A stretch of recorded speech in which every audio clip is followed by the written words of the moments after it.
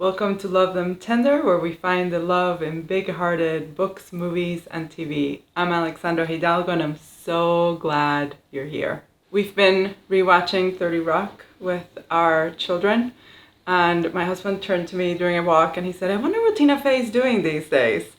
And I said, I'm going to find out. And IMDb told me she was doing a show called The Four Seasons, and as it turned out, Season 2 had just dropped when we had this conversation. So we binged both seasons. I'm going to talk about Season 2 in this one, and it's delightful. Tina Fey co-created this show with Lang Fisher and Tracey Wigfield, both of whom were writers on the Mindy Project, and it's based on a 1981 film directed and starring Alan Alda, who has a fabulous cameo in this show as one of the characters' dad. He is 90 and he's still looking and acting amazing. Imagine how wonderful it would be to have made this thing over 40 years ago and then having it be recreated by one of the great comedic talents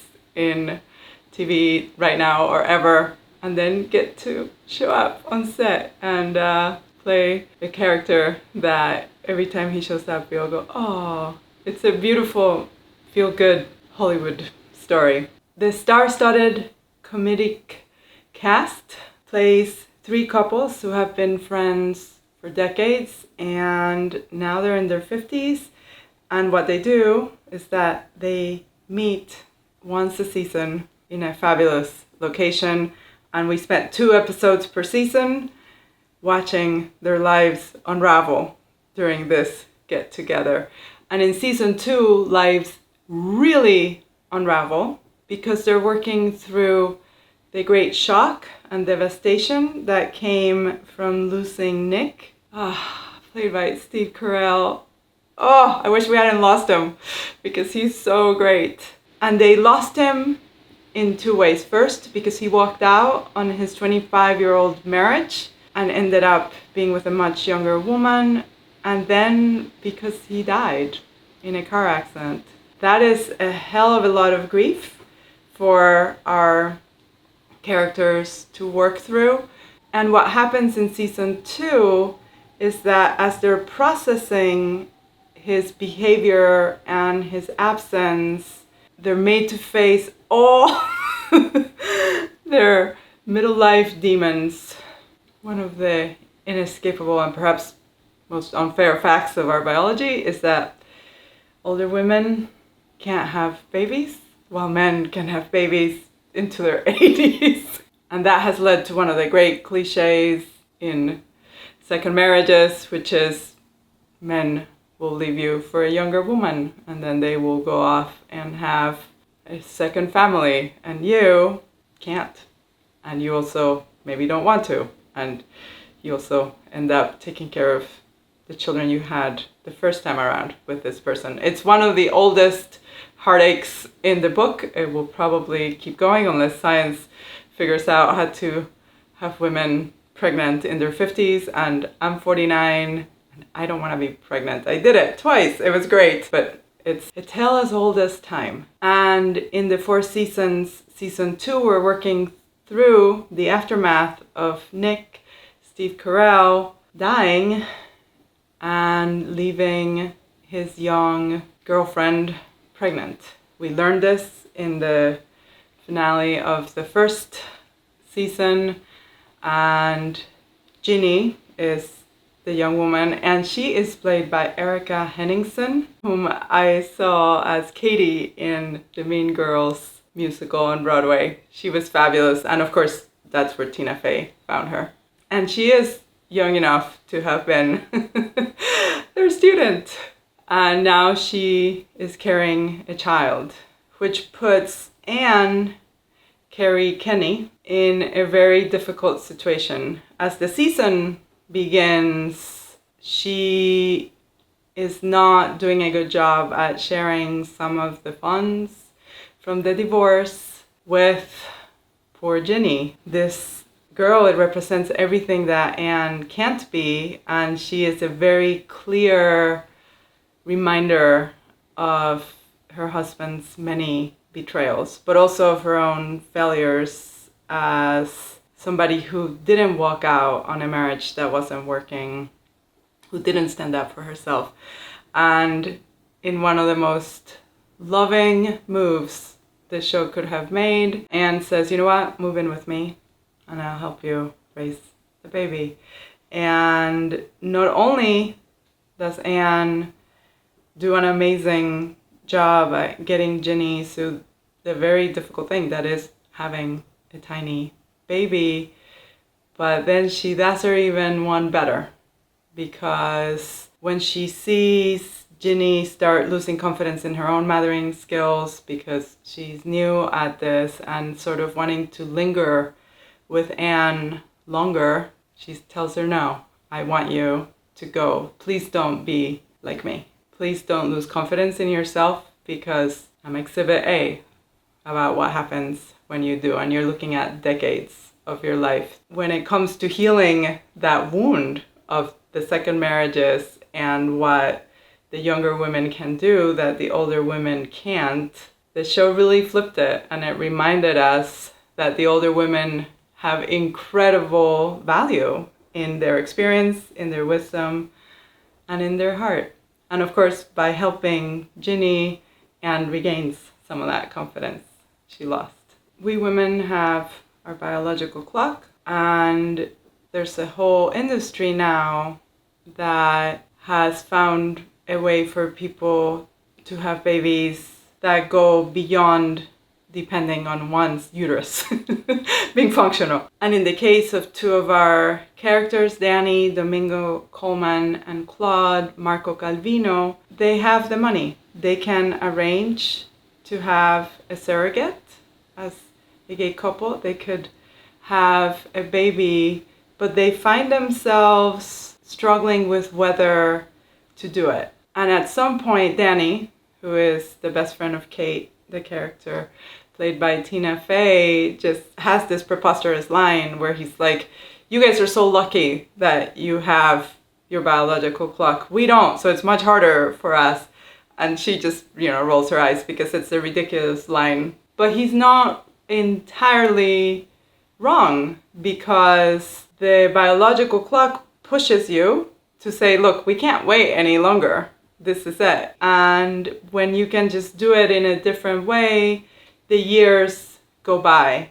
They had this conversation years ago, and then they thought, well, maybe. And now he is way into his 50s, and it just feels like maybe the opportunity passed them by. It's a very nuanced way of looking at the ways that fertility works for different groups of people. I was just reading this interview about Al Pacino, and he's 84. This interview is a couple years old because it was an old magazine, but he has a 1-year-old. And one of the questions that they were asking him was, what are you doing to make sure that this kid knows you? And of course, this is Al Pacino, so there will be all sorts of performances and interviews. But yes, you can have a kid at 84, but what is going to be your relationship with this person? How are you going to engage with them? What seems like a burden, which is, oh my God, the clock's ticking, we better how about the baby, or we won't be able to, does have some benefits, while being able to wait as long as you can is not entirely true if you want to raise the kid the way you would want to raise it. One of the things we're always asking ourselves these days is, how do we live a long time? Longevity has become one of the great interests. And there's a key element to longevity, which has to do with having sustained relationships across time. And friendships are huge. So if you want to live a long time, you want to be in touch with the people that you went to high school with. Even better, kindergarten. Those relationships are really, really nurturing, and they keep us going, we keep them going. It's one of the key elements to having a long life. However, particularly in the US, we move around a lot with our careers. So these friendships that are vital to us become scattered, and it becomes really hard to sustain our connections, which is why 4 seasons in the show, they see each other 4 times a year. They make sure to be together 4 times a year, and that helps keep their relationships flourishing. And in the show, at least for me, the friendship that is most vital is between Kate, Tina Fey, and Danny, Domingo Colman. And in season 2, she learns that he's moving to Italy, which is where Claude is from, because Claude for 16 years has lived in the US, and it's time for him to give his husband what his husband has given him. And this sets her on this very difficult tailspin. It's very relatable because once you're married, your partner, the person, your spouse, is the person you should be basing your decisions on, and yet your friends, especially the ones you knew way before you were married, hold this huge, huge weight. She explains that he knew her as a college kid. She wasn't a mother, and she wasn't married, and she wasn't a titan of her career. She didn't have all these responsibilities, and when she's with him, she can recover that part of herself. And if he's gone, then it feels like that part of herself will be gone too. It's famously hard to make friends as adults. There's something about it that makes it very difficult. I was an only child. I spent a lot of time at the beach because I grew up in Venezuela in the tropics, and I just remember going and being like, okay, that one. And I would just go and be like, hi. And then we'd be playing, and then we'd see each other never again. But it didn't matter because we'd had a good time. But adults, just, we don't know how to do that. I don't know how to do that anymore. I've lost the gift. And one of the things that happens in the 4 seasons is that when Nick dies, it leaves Jack, played by Will Forte, without his pal. So one of the journeys that Jack must undertake during the season is figuring out how to build his life without his best friend. And one of the ways in which he does it is that he finds a friend at the beach. He does literally get his rackets and his things, and he tries to get everybody else to play with him like a child, and they're all like, oh God. And then eventually here comes this other guy who just got divorced. His name is Mark Brett, played by Stephen Pasquale, and 2 lonely guys going back to the days of childhood, and they have the most amazing time together. Of course, eventually it makes Kate, his wife, who was annoyed by the fact that he was so needy, feel neglected, because that's marriage. Oh yes, that's marriage. But it allows him to realize that, yes, he lost Nick, but there are other people who have lost people who might be able to fill that gap for him. Of course, this is a show that takes place when they're on vacation. So, like those kids that I used to talk to at the beach, once the vacation is over, Mark Brett is out of his life. And unlike those kids that I got to talk to at the beach, it's gonna be a lot harder for him to just walk up to somebody and say hi and make a new friend.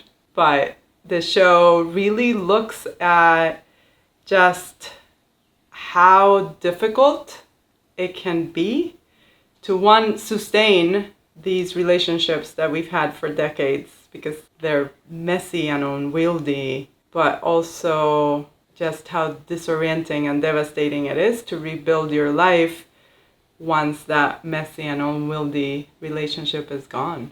And it does it with humor to boot. One of the contradictions about long marriages is that you need them way more than you need the beginning of a relationship.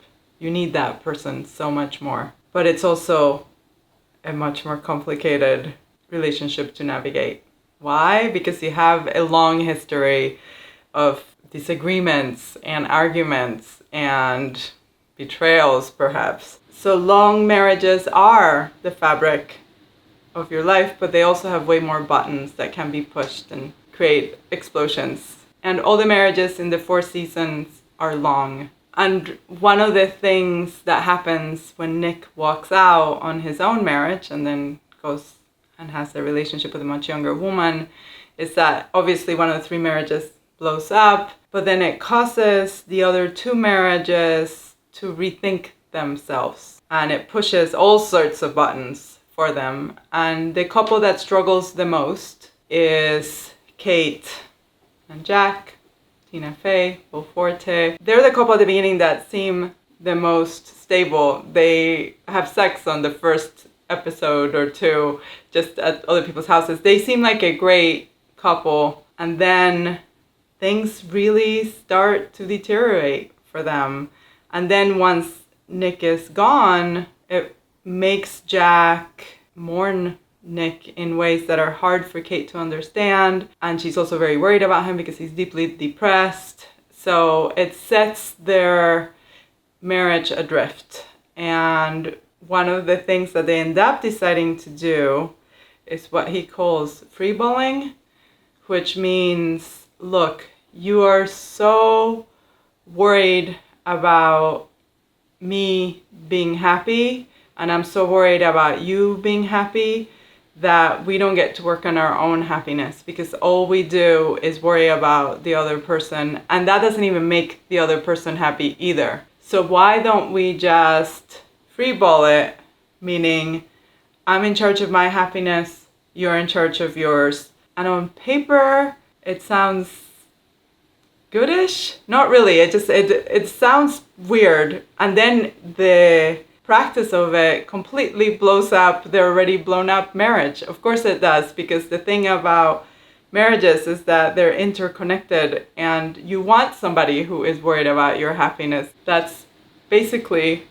one of the gists of why we get married and why we stay together in the first place. So they try that, and then in the season finale, they end up having this conversation while pseudo running a marathon in Italy, where he talks about just how angry and wounded he is, and how he doesn't feel like he can talk to her about it because she gets a violinist to come play music by their table whenever he does.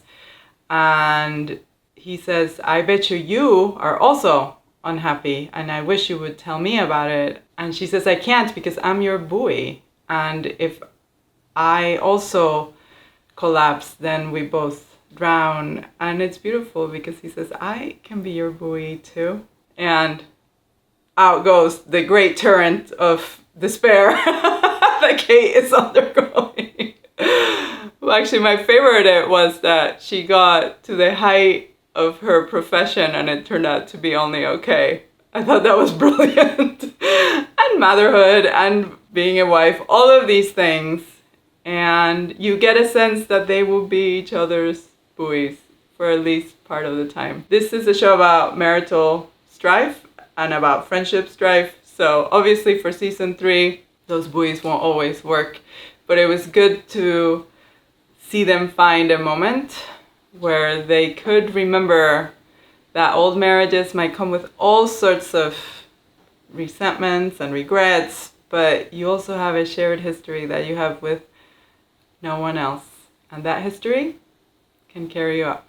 One of the things that happens when we get older is that we start to look back at the people we were in our youth. And usually those people tended to be more heightened versions of whatever we are. They were out there in the world looking for the lives that the grown-ups ended up having, maybe not that life. But one of the things that happens to Anne, Kerri Kenney, in the show is that she finds herself, now that her husband left her and then died. And now that she helped raise his kid, trying to figure out what her next chapter is. She has a daughter. The daughter is in college. And she feels like that next chapter could be a version of the woman she was in her youth. But one of the great difficulties of getting back there is that decades have gone by. And it's very hard to undo decades of being a certain way in order to return to something that you're basically not anymore. And they find a fabulous way to send her on this journey, which is that they go to Italy for Christmas, and all the kids are like, La Befana, when they see her. And she eventually figures out that La Befana is a witch, but she's a beloved witch because, like Anne herself, she didn't act when she should have acted. So she didn't go with the three wise men to go meet baby Jesus. And she missed out on that. So she has spent the next 2,000 years going down the chimney and giving kids gifts, hoping that she'll run into baby Jesus or the grown-up Jesus, but also just making little Italian children very happy. She has found a way to atone for this lapse in judgment, this regret. And this sets Anne on a journey to figure out what that looks like for her. And in the last few minutes of season 2, that journey seems to include David Tennant. So Doctor Who might be helping her. I love him from Jessica Jones. But it was a moment of, well, let's see if through this charming Brit, she's able to find some version of her Befana self. How does one make up for the opportunities we didn't take? And La Befana is a great example of how one can make up for them while making others happy. Thank you so much for watching. They just got renewed for season 3, so we'll be back next spring telling you all about how it's going with the 4 seasons with these incredible characters. I can't wait to see what they do with them or where they take them in their 4 fabulous locations. And tell me, what do you think? Do you agree? Do you disagree? What are your thoughts on sustaining marriage and friendships as we age? And do you think that they captured them well? And isn't it great that my husband wanted to know what Tina Fey was up to and we ended up here? One should always wonder what our favorites are up to because, hey, often they're up to something fabulous. Please comment, like, subscribe, share. It makes a huge difference and I really appreciate it. Love Them Tenders, Reluctant Cinematographer is my husband, Nathaniel Boller. Our social media managers are Lana Elsa Hemi and Anna Radzinski. Thank you so much for joining us, and as always, stay big-hearted.